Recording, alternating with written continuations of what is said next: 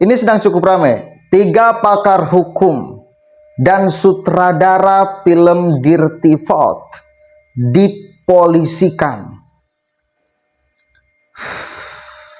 Coba kita akan baca beritanya, apa penyebabnya, apakah data yang diungkapkannya keliru atau apa gitu loh. Dari Tempo ya, masih baru nih beritanya, hari ini keluarnya. Dan dilaporkan oleh siapa? Coba kita baca nih ya.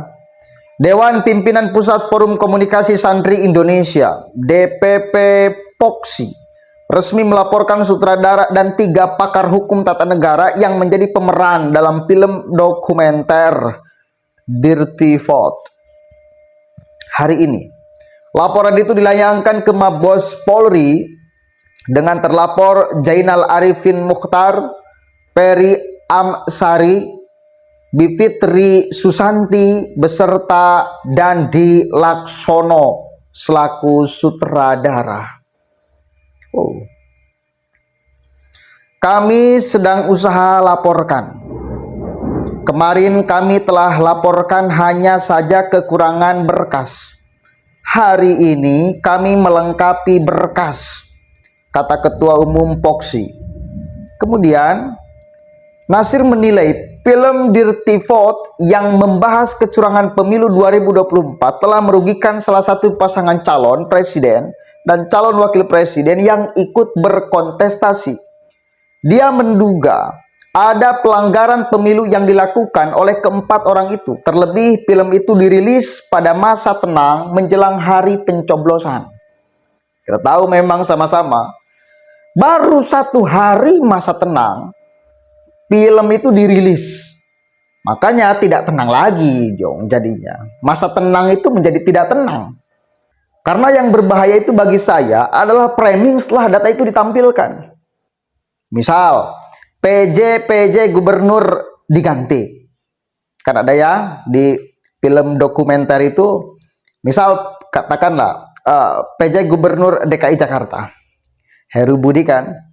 Lalu dipramingkan bahwa itu adalah bentuk kecurangan untuk kemudian pemenangan 02. Untuk kemudian pemenangan yang didukung oleh pemerintah, yang didukung oleh Jokowi. Pertanyaan saya, kalaupun memang Heru Budi ditaruh di Jakarta untuk menjadi gubernur, PJ gubernur DKI Jakarta, apakah pasti rakyat Jakarta 100% akan milih yang dipilih oleh Heru Budi? Tidak dong. Survei Anies tetap tinggi di DKI. Benar gak? Jadi konklusi setelah data itu ditampilkan, framing busuk setelah data itu ditampilkan, itu yang berbahaya menurut saya. Datanya memang benar, urusan PJ. Tapi kesimpulan akhir untuk mengeruk sebesar-besarnya suara dan diarahkan warganya untuk kemudian 02 misal, itu yang mesti diklarifikasi itu. Jadi sangat kasar kesimpulannya. Satu kali lagi, poinnya adalah ini sangat kasar kesimpulannya. Kesimpulan setelah data itu ditampilkan adalah framing busuk sesuai pikiran kotornya. Nah, itu yang bermasalah. Ya. Coba kita baca nih selanjutnya. Demi memperkuat tuduhannya, Nasir menyinggung soal keterlibatan Zainal, Peri, dan Bavitri yang masuk dalam tim reformasi hukum di Kemenko Polhukam yang saat itu dijabat Mahfud MD, yang mana menjadi cawapres nomor 3 mendampingi Capres Ganjar Pranowo. Oh, dia adalah kerjanya bareng Pak Mahfud. Yang 3 itu,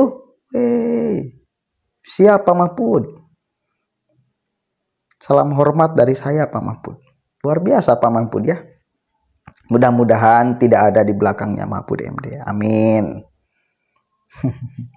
Para akademisi itu telah menghancurkan tatanan demokrasi dan memenuhi unsur niat permufakatan jahat, membuat isu yang tidak dapat dipertanggungjawabkan sehingga muncul fitnah dan data palsu yang disebar ke masyarakat, ucapnya. Oh, bahkan datanya pun dianggap palsu. Bahkan kalau datanya pun benar, menurut saya lalu kemudian ditambah akhirnya dengan framing-framing busuk. Ini yang masalahnya, framingnya. Jembatan boleh rusak, misal analoginya gini, ini ada jembatan rusak nih, putus nih, ini kan orang bisa macem-macem. Ada jembatan putus gara-gara ratusan tahun tidak diganti, puluhan tahun tidak diganti. Ada jembatan putus gara-gara ketika setelah dibangun karena pembangunannya kurang bagus, kurang sempurna, material yang digunakan kurang bagus, roboh baru 2 hari misal. Nah, framing atas jembatan putus ini yang bisa macam-macam. Faktanya jembatan putus memang, tetapi framing atas jembatan putus ini bisa macam-macam. Bahkan bisa menjadi fitnah. Misal faktanya ini jembatan udah memang puluhan tahun bangunannya, ratusan tahun bangunannya, sehingga memang layak untuk roboh. Lalu misal ada orang yang buat konten, ini jembatan sudah putus padahal pembangunannya baru misal 2 bulan, baru misal 3 bulan, 4 bulan, 1 tahun. Faktanya jembatan putus, tapi framing atas putusnya jembatan ini bisa macam-macam. Ya, paham-paham? Itu analogi sederhana. Ini pun sama, datanya boleh jadi benar, tetapi framing atas data ini yang bermasalah menurut saya, yang banyak bermasalah, yang disandarkan pada framing busuk. Nasir menyebut sutradara dan ketiga akademisi itu telah melanggar pasal. Bentar. Bismillah.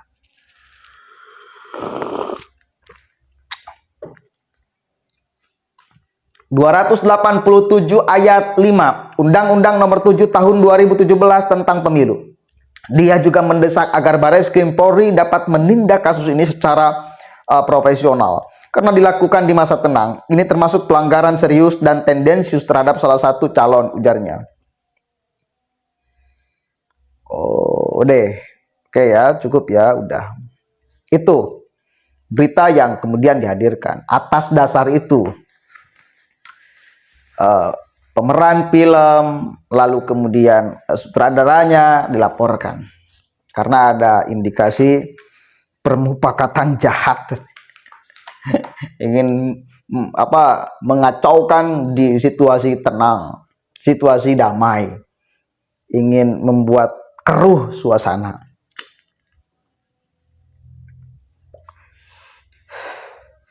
Karena narasi kecurangannya itu yang selalu disampaikan. Satu kali lagi, data disampaikan, data diberikan, dibumbui dengan narasi-narasi kecurangan ini, yang mesti dikonfirmasi dan diverifikasi secara jelas.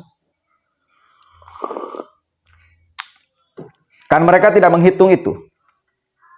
Langsung aja, data kemudian ditunjukkan, lalu dinarasikan bahwa data ini, bahwa ini adalah bentuk kecurangan. Kan itu. Masalahnya itu. Dan itu bermasalah. Dan itu nggak bisa menyimpulkan fakta data dengan narasi busuk. Nah, itu nggak bisa. Harus diverifikasi dengan ketat itu.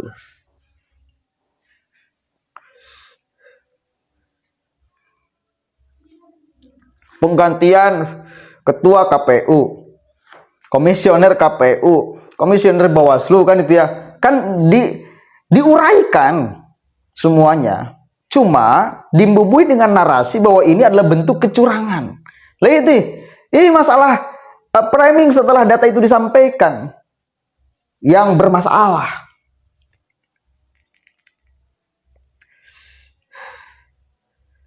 Padahal kalau kita lihat, misal ketua komisioner KPU nih, ada dari organisasi-organisasi, ada dari GMNI kalau saya lihat, ada dari HMI, ada juga dari PMII. Itu kan background-backgroundnya kan ditulis tuh di film dokumenter itu. Ragam, macem-macem gitu backgroundnya. Tapi kok bisa disimpulkan bahwa ini adalah bentuk kecurangan? Nah, ini yang bermasalah, itu narasi setelah data itu disampaikan, bahwa semuanya mengarah kepada kecurangan. Itu loh yang bermasalah, yang membuat gaduh. Yang dikatakan oleh si pelapor ini sebagai permufakatan jahat, menyudutkan salah satu paslon di masa tenang, garis bawahi, dan itu melanggar undang-undang pemilu. Begitu ya. Mudah-mudahan ada manfaatnya. Kita akan lihat hari-hari ke depan akan seperti apa tindak lanjutnya. Assalamualaikum warahmatullahi wabarakatuh.